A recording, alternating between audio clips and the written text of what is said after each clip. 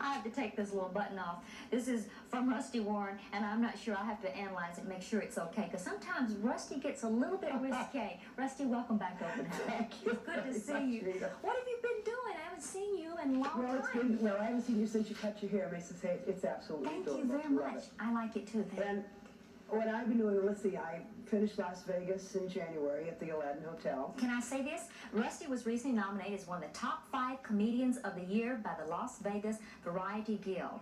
And I think that is impressive, and congratulations. Thank you. It was for me, it was a new thing, because I had been never in competition with Carol Burnett or Toady Fields or Joan Rivers and myself, or Phyllis Diller. And though we all performed many, many times in Las Vegas, and how it happened is if you performed in Vegas during '76, then you were eligible to be nominated. Of course, all the musicians and show kids and fellow performers are the ones that vote in this type of nomination. It was aired on NBC about 2 weeks ago, I think it was. Oh, I didn't see and that. I thought it was just super. We flew in for the taping and enjoyed it very much, because Toady won, as you know, with the stuck, and she deserves it. She's a very funny lady. But I thought it was a great thrill for me It's quite to be an included honor. with those funny ladies. Yes, well, you're certainly a funny person. I've never laughed so much in my life when I have seen you at the Playboy Club, as a matter of fact. You performed there, and people look forward to having you back. But you have a special concert coming up Friday night. Yes, because I started a show about a year ago that I just finished writing that combines both the young thinking, which let's say is a little bit heavier than what I was doing in the early 60s. And after all, the people in the 60s were hiding my albums from their children. Yes. Well, don't forget, it's 1977. These kids are grown up. They're not, they could be in college or married or whatever they're doing, but they say, oh yeah, Rusty Warren. Let's see, Mother had an album and she used to hide it underneath the sheets or wherever, Mother used to hide things. So, of course, the world has opened up so beautifully. Since then, I've got what I call a two-geared show. It's geared to my generation, which says, hey, shh, don't talk, but I use it as comedy. In other words, what we weren't supposed to talk about and do, I'm openly saying now, and the young kids are saying, right on, yeah, that's where it's at.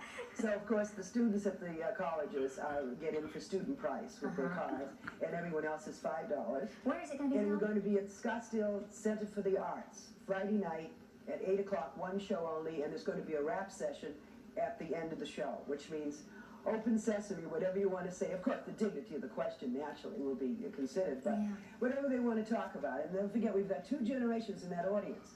Our folks, more or less, people at my age and older, and the Sun City bus is coming in, and some people, giant fans, are taking a block of tickets. And a nice thing happened.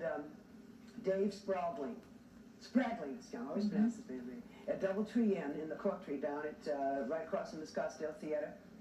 The Center for the Arts is offering a dinner and a Rusty Warren show ticket for the evening. I think the press broke today on it. So if you want to have dinner before the show, that's the place to have it. And I thought it was beautiful of him to call and ask if he could go ahead and do that. And I said, hey, super. A lot of people might not know this, but Rusty has a home here in Scottsdale, in Paradise Valley, I believe, and spends a lot of her time here, and we're very fortunate when she can take away from her road tours and perform in this area.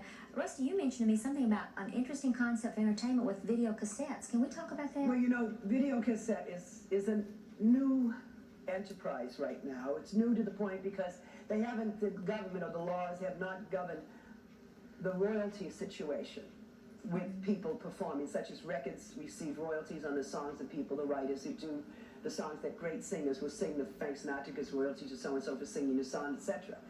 I don't have the problem because I write my own material. And I would be the only comic in that vein, the comedian in that vein, doing this kind of thing. Now, don't forget, they have ballet, symphony, great movies available in video cassette for the people at home who have the home viewing machines.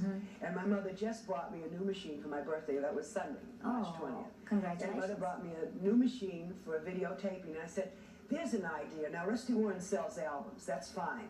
But what about the people who might want to enjoy Rusty Warren in their homes when they will buy these machines in about a year? Right now, it's a little bit outpriced, but eventually they are getting it down to $500, $600 a machine, which gives you the event. You may take something from television and have it for yourself, or you may buy there's programming tapes.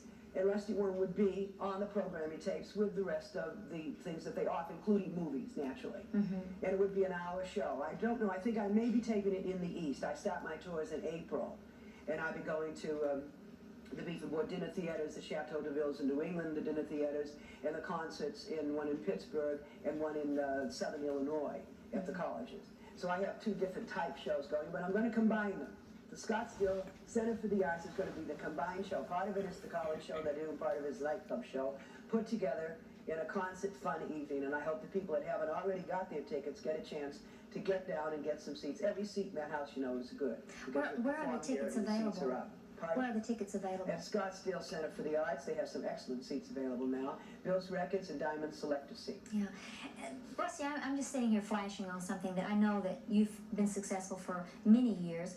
How do you handle success? So many people can't handle success. How do you view success, and just how do you handle it? That's the best way I can put it. Success in the mode of probably in the financial sense, if you mean that.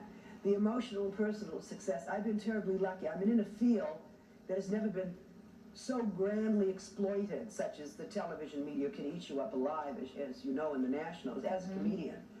And I've never been to the point where I guess I haven't had my private life, or my own home in Paradise Valley, or go down to the tennis courts in the morning, and some people don't even know who you are, and it doesn't make any difference to me. I don't have that need, or whatever it is, and when I get on that stage, I turn that character on, and Rusty Warren is on for the night, that kind of thing. How you handle it, is it, I was brought up in a nice home, I'm not well-to-do, but very pleasantly put together, as they say, family-wise. I mean, I know I didn't come from Hell's Kitchen and have to work my way up from New York and this kind of thing. And the money was beautiful to have, and still is, of course, and the sense of security. The other part is, how do you handle success? You live with the amount that you have, and you love it when people do recognize you when you go into restaurants. Sure, it gets you a good seat in a restaurant. Maybe it gets you a VIP ticket somewhere in an airplane, or a top suite on a boat when you're going someplace because you use it. But the basic thing is people. And I'm not the great star that is recognizable constantly because I haven't been overexposed in the major medias. Yeah, you just don't take it that seriously then, which is good for you. Well, Rusty's that other character. I love her. She's fun on stage, but I click her off. A part of it is in my own personal life, but not thoroughly so that I can't handle her. And number two, I'm not a genius. Geniuses find difficulty in coping with success. That's good to know. I never have to worry about either one of those reasons. But, you know, we all saw the tragic death of Freddie Prinze, a very talented young man. And so many people said he could not handle the success. Yes. Well, possibly the way he was brought up, he was bankrupt. I have no idea. I only met Mr. Prince once when we were in Vegas together. But emotionally, I guess, we're all children. So many of us are children because we're actors and actresses, no matter what type of, what performance we're doing. We play other parts, such as I played the part sometimes of a Rusty Warren on that stage. These actors and actresses play the parts they're commissioned to play. And maybe when they get off, maybe they don't feel they have a self.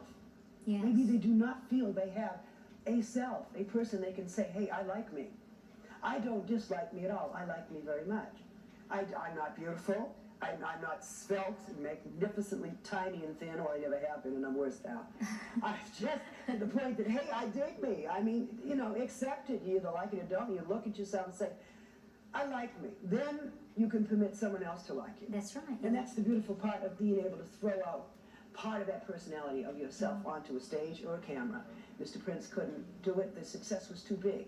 Well, I'm sure that television success can really eat you up alive. I'm sure it can. But you gotta love yourself before you can ever give that love away. Quite true. I say that on my show. We'll see you Friday night, and we're going into the kitchen after we have our household repair tips. But Rusty, I gotta do this one thing.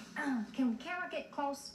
Director? I gotta show you. You know, I have a little cookbook out that I've been real proud with Vigrazia.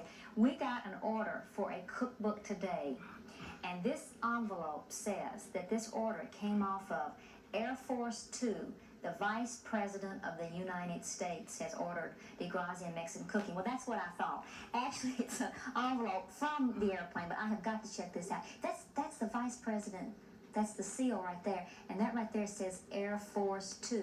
Now, if we can get Air Force 1 to catch up with Air Force 2, you know how exciting that is? That just makes you... But I'm going to check out, because the person that ordered this lives in Chandler, and I'm going to check out how in the world she ever got a letter off of Air Force 2 that has the Vice President's seal. That's nice. I'm excited about this. Keep it. I can see I can handle success. You can see how I take these things seriously. Thank you very much, Rusty. We'll see you later. We're going into the kitchen after this.